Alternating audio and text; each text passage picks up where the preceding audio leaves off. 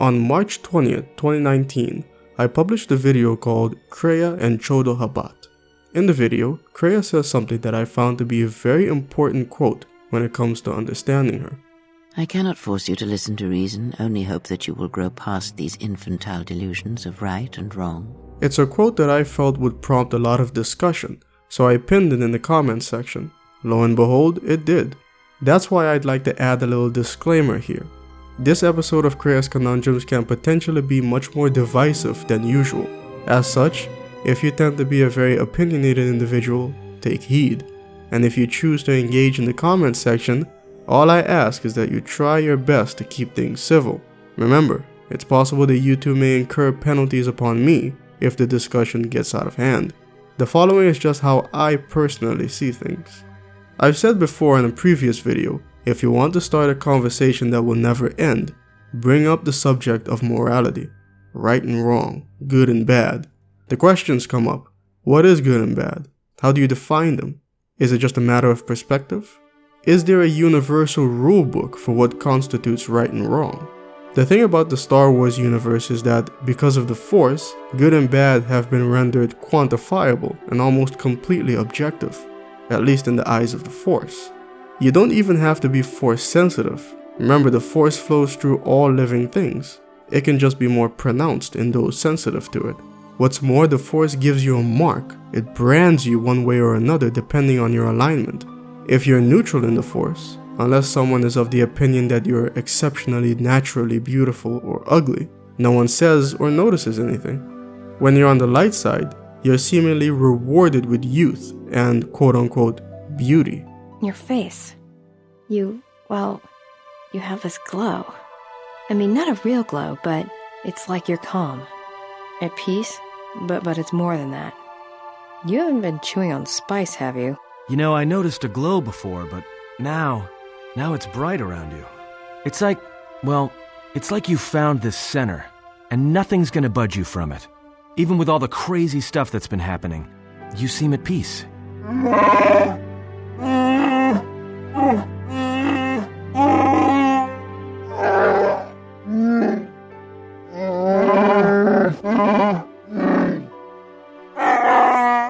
Hey, General, are you alright? You look like you've been standing too close to one of my shield generators. Seriously, you don't look that way from spending extra time in the fresher. I've seen other Jedi, not many but a few, who look like that. And I feel a little strange around you.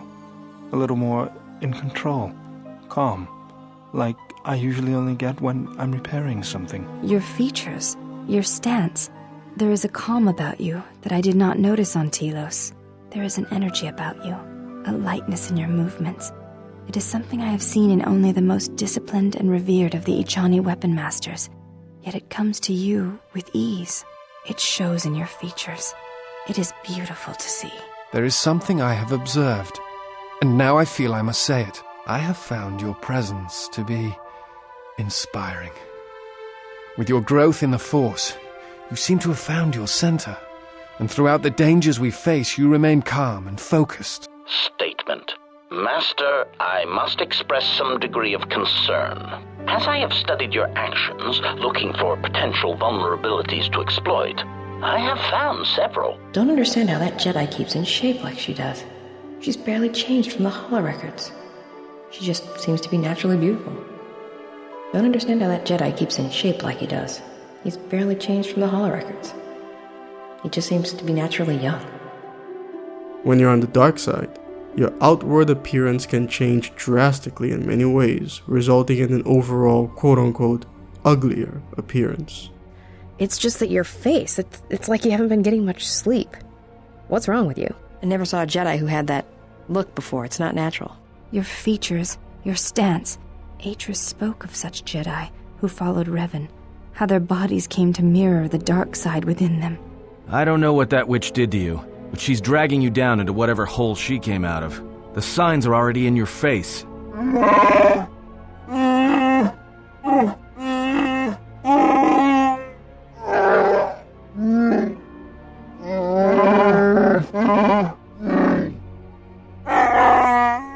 Maybe the others don't know what's happening, but I can see what's going on, and the others have felt it too. You can't hide it, General. Just look at your face. I saw other Jedi who looked like you during and after the war. It's that woman.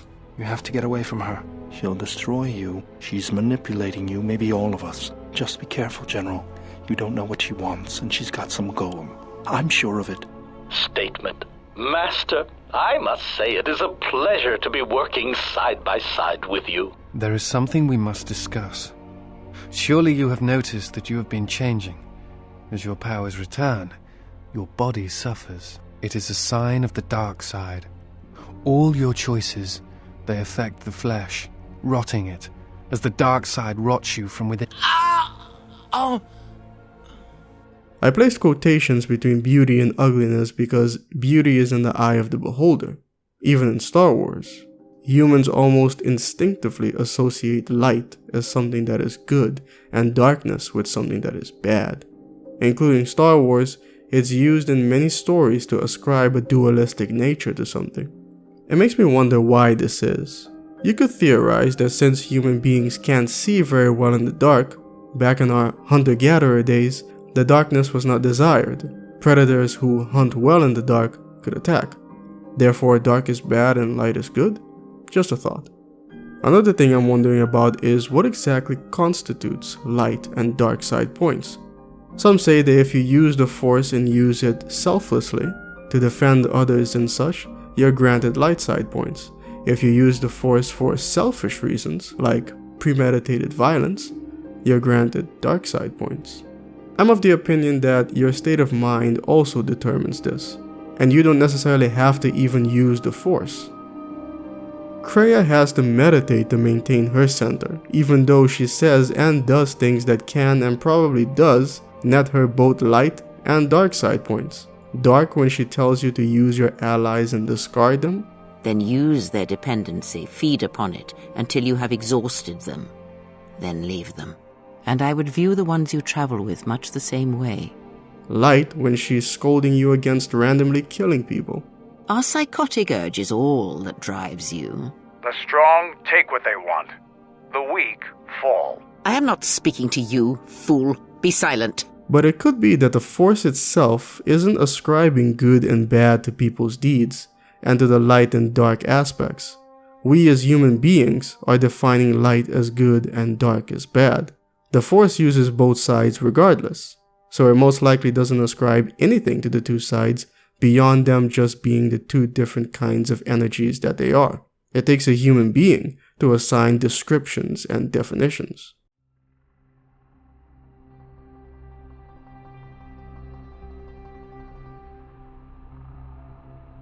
If we attempt to define what is good, then we already run into issues.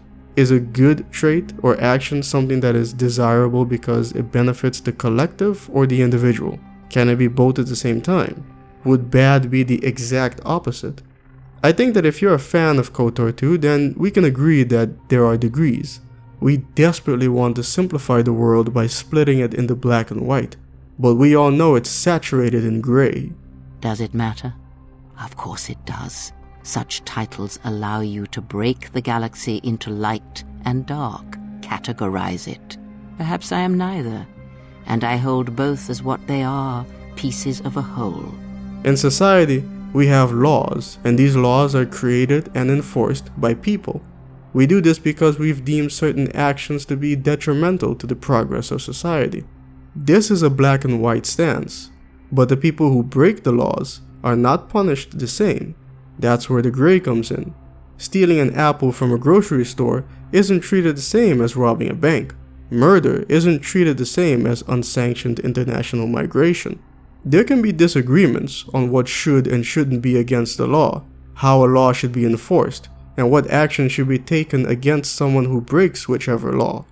It's those disagreements that bring up the idea that what is good or bad is a matter of perspective. Unless it's a verifiable fact, it only takes one person to disagree in order to turn a statement into an opinion. Some may argue that this can apply to science, and it can in theoretical science. The difference being that science is based on observation and calculation. It doesn't begin with a conclusion. Look at it this way. Hydrogen is an element that exists in our universe. Humans are around to observe it, measure it, name it, experiment with it, etc. If human beings or some other capable life form didn't exist, none of what I just mentioned would happen, but hydrogen would still exist. If a tree falls in the forest and no one was there to see it, did it still fall? Well, it's hubris to think that an event only occurs if a human being is there to perceive it. Hydrogen is a thing that would exist whether we were here or not. But what about morality? Morality are thoughts, and thoughts don't extend beyond the human mind. If humans, or another being with the capacity didn't exist, then would the concept of morality exist? Some, often religious individuals, believe that there is a universal right and wrong order in things. Depending on their religion, they will cite what is written in their corresponding holy texts. But the fact that there are different points of views in this area as well have resulted in many conflicts, some violent. But this again can be used as an indication that morality is simply another set of opinions. A set of opinions widely adopted by a tribe, religiously, culturally, or both. With the law now on his side, Dow personally led raids on liquor sellers, and when an angry crowd of 3,000 men, most of them Irish immigrants who saw nothing wrong with alcohol, turned out to protest his actions, Dow called out the state militia and ordered them to fire. 7 men were wounded. 1 was killed. Mayor Dow's critics denounced him as the sublime fanatic. His admirers insisted he was America's moral Columbus. But even if there was only one religion and only one set of scriptures in the entirety of humanity, people are eventually going to come along and have disagreements. That was the hallmark of the Enlightenment age. People started asking questions like, why is that a bad thing? Who actually wrote the scripture? What was their mindset, situation, and environment like when they did? You may disagree with me, but humor me for a moment. If we continue down the path of morality being a human construct, then we have to wonder, what else is? Earlier I mentioned that beauty is in the mind of the beholder. Whatever we as individuals perceive as being aesthetically pleasing is undeniably subjective. We largely cannot control what makes the chemicals in our brains react a certain way. Many people believe in the existence of a soul. Some believe that all living things have one, while some believe that only humans possess a soul. I personally have a greater objection with the latter. It's something that humans have always done. Planet Earth is the center of the solar system, galaxy, and universe. Everything revolves around us. We are so special.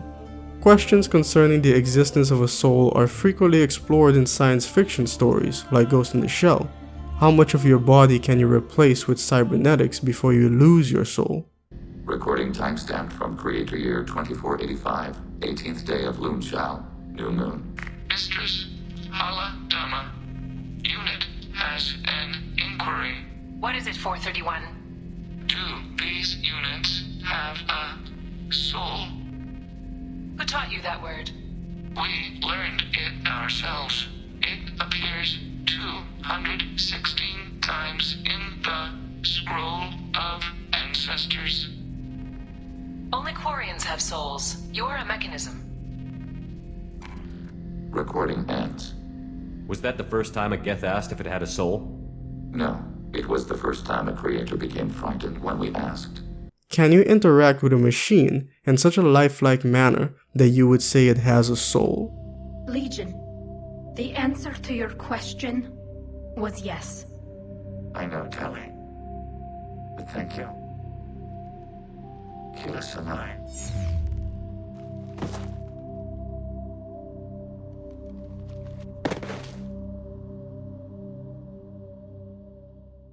If they were to create an exact robotic duplicate of you, to the point where it was impossible for anyone to tell the difference, how would you ever know that it has a soul or not? Or could it be that there is no such thing as a soul, and that's okay? Even if you can see that there is no soul, besides your opinion, nothing else has changed. Please understand that this is not an argument against morality, having a sense of morality, or living by a moral code. Some believe that the only sensible way to live is without rules, but they're wrong. and it can be exhausting to even try. Should you have your own moral beliefs? Yes, you absolutely should. Even Kreia has her own sense of right and wrong. It would have been better had he found her on his own. By aiding him, you have only weakened him. Many choices were there, but you made the right ones. One who has fallen so far and done so much evil does not deserve redemption. They're trying to break our spirit so that we'll become slave workers for the Hutts. This may be an opportunity for us. If we can make life miserable enough for the refugees, they will capitulate. The exchange will be a valuable ally to us. And you haven't already? You weaken yourself by pretending that morality is important to you. You must learn to recognize your true self. There are many ways someone with your abilities can aid us. Before the action begins, I have two main tasks in mind for you. Disable the gun turrets and the traps. Return to me when you are ready for us to begin our assault. I warn you not to keep me waiting. Well maneuvered. With both the mercenaries and the militia counting on your aid, you can influence the outcome of the situation as you see fit. Take that last example of the mercenaries on Dantooine. You can tell them that you'll help them outright, or you can lie to them that you will. Either way, Kreia will praise your decision.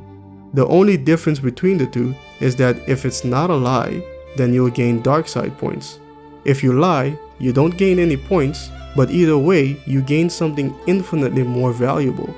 Options. Ask your average person if lying is a bad thing, and they'll say yes. I myself would agree that in general, I consider it to be a negative thing. Lying, killing, war, these are all things that hopefully most of you would say are bad things. Previously I mentioned that a military is supposed to do the wrong things for the right reasons. That principle still applies. In this situation on Dantooine, you've given yourself power. Power in the sense that you haven't locked yourself down one path. You have time now to consider how to proceed and gather more information. Like the stealth segment of talents and skills, you've given yourself the power to decide how this all plays out, and that is something Kreia values. Your ability to control the perception of others in such situations will allow you to manipulate events to resolve them peacefully or violently. According to me, lying, stealing, and so on is, in general, wrong. But 1, that's me.